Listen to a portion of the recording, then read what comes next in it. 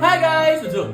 Good day sa inyo lahat. Today's video, syempre, kusinero na naman tayo. Guys, ngayon pakikita ko kayo ng masarap na soup. Syempre, gamit ang Ajinomoto Soup and Go. So, ano pang nihintay? Tara, let's go!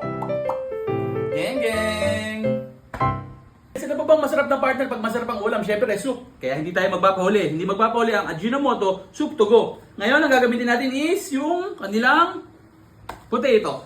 Potato Soup and Go. Testingin natin. Ipapartner natin siya sa pritong tilapia. Siyempre, ang soup and go, hindi lang siya pang breakfast. Pwede rin siyang side dish. Open. Open natin.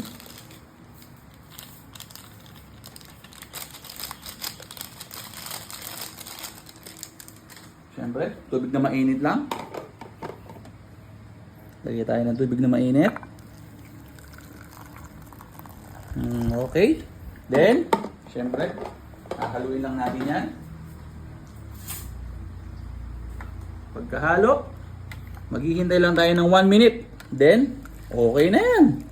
O, di ba? Ganun lang kasimple. Ang soup and go ng Ajinomoto. Bango, sarap.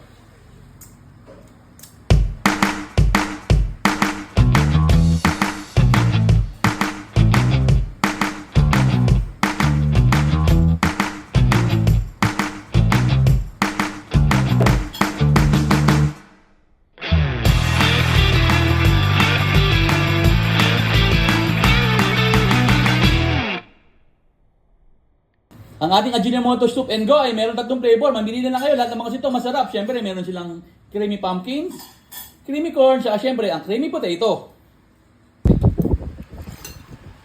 Uy, sarap.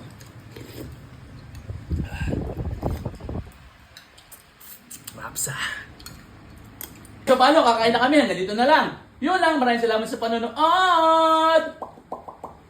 Geng, geng! Oh, ay sarap naman ng soup and go ng Ajinomoto.